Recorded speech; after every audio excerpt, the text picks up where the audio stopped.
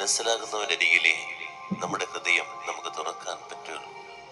അല്ലെങ്കിൽ നമ്മൾ ഒരിക്കലും എന്ത് പറഞ്ഞിട്ടും അവർക്കത് മനസ്സിലാകില്ല എന്നുള്ളതാണ്. ഒരാളുടെ അടുത്തൊരു കാര്യം നമ്മൾ പങ്കുവെക്കുമ്പോൾ അതേ അർത്ഥത്തില്, അതേ നൊമ്പരത്തില്, അതേ വികാരത്തില് മനസ്സിലാക്കുന്നുണ്ടോ എന്ന് മനസ്സിലാകുമ്പോഴാണ് നമുക്ക് അവരുടെ അടുത്ത് എന്തെങ്കിലുമൊക്കെ പങ്കുവെക്കാൻ പറ്റുള്ളൂ. അല്ലെങ്കിൽ അതൊരു കൗതുകമായി മാറും, അല്ലെങ്കിൽ അവനൊരു കഥയായിട്ട് മാറും, അല്ലെങ്കിൽ അവനൊരു ചിരിയായിട്ട് മാറും. അങ്ങനെ മുറിവേറ്റവന്റെ വേദന മനസ്സിലാക്കാൻ പറ്റുള്ളൂ എന്ന് പലപ്പോഴും പറയാറുണ്ട്. മുറിവേറ്റവന്റെ വേദന മനസ്സിലാക്കാൻ പറ്റുള്ളൂ. എൻ്റെ ഭർത്താവ് എൻ്റെ അടുത്ത് വന്ന് പറയുമ്പോൾ, ഭാര്യ എൻ്റെ അടുത്ത് വന്ന് പറയുമ്പോൾ, മക്കൾ എൻ്റെ അടുത്ത് വന്ന് പറയുമ്പോൾ അവരുടെ വേദന അതേ അർത്ഥത്തിൽ എനിക്ക് മനസ്സിലാക്കാൻ പറ്റുന്നുണ്ടോ എന്ന് നമ്മൾ ആത്മശോധന ചെയ്യാം. എൻ്റെ കൂട്ടുകാരായിരിക്കാം. 3 ഭാവങ്ങള് ആ വേദന പങ്കുവെക്കുമ്പോൾ നമ്മുടെ കൂടെ ഉണ്ടാകണം എന്നുള്ളതാണ്.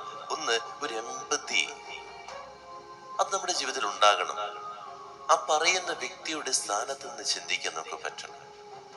വിധിക്കാനല്ല നീ ആ സമയത്ത് അവിടെ ആയിരിക്കേണ്ടത്.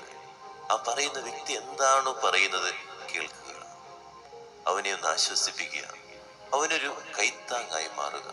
വിധികർത്താവാകാനല്ല, കുറ്റപ്പെടുത്താനല്ല. മാതാപിതാക്കൾ അതാകുന്നത്. മക്കൾ എന്തെങ്കിലും വന്ന് പറയുമ്പോഴേക്കും വിധികർത്താക്കളായിട്ട് മാറുന്നു. അല്ലെങ്കിൽ ഭർത്താവ് എന്തെങ്കിലും കാര്യം പറയുമ്പോഴേക്കും അങ്ങ് വെറുതെ ചെലവഴിച്ചിട്ടല്ലേ എന്ന് പറഞ്ഞ് കുറ്റപ്പെടുത്തുന്നു. ഭാര്യ എന്തെങ്കിലും വന്ന് പറയുമ്പോഴേക്കും ഭർത്താവ് അതിന് കളിതമാശയാക്കി മാറ്റുന്നു. വിധികർത്താക്കളാകുമ്പോൾ പിന്നെ പറയാൻ തോന്നില്ല. പറയാൻ പറ്റുന്ന സ്ഥലങ്ങളിലേക്ക് നമ്മൾ ഇങ്ങനെ യാത്ര ചെയ്യുന്നു. എത്രയോ വേദനകള് നമ്മുടെ കൂടെയുള്ളവരോട് പറയണമെന്ന് ആഗ്രഹിച്ചിട്ടും അവർ കേൾക്കാതിരിക്കുമ്പോൾ നമ്മളുണ്ടാകുന്ന നൊമ്പരുണ്ട്. അപ്പോഴാണ് ആശ്വാസത്തിന്റെ തണലിൽ ആരോ കടന്നു വരിക. അങ്ങനെ വഴിതെറ്റിപ്പോയി എത്രയോ കുടുംബ ബന്ധങ്ങൾ, എത്രയോ യുവജനങ്ങൾ, എത്രയോ മക്കൾ. നമ്മൾ ചിന്തിച്ചു നോക്കി, അതൊന്ന് കേട്ടിരുന്നുവെങ്കിൽ, എന്നൊന്ന് ആശ്വസിപ്പിച്ചിരുന്നുവെങ്കിൽ എൻ്റെ ജീവിതത്തില്, എൻ്റെ കുടുംബത്തില് ഞാൻ സന്തോഷമായിട്ട് ജീവിച്ചില്ലേനെ, സമാധാനം നഷ്ടപ്പെടുമായിരുന്നില്ല. പലപ്പോഴും ഇതൊക്കെ തന്നെയാണ് ഒരു എൺപതി എന്ന് പറയുന്ന ഒരു ഭാവം. അവന്റെ സ്ഥാനത്തുനിന്ന് ചിന്തിക്കാൻ എനിക്ക് പറ്റുന്നില്ല എന്നുള്ള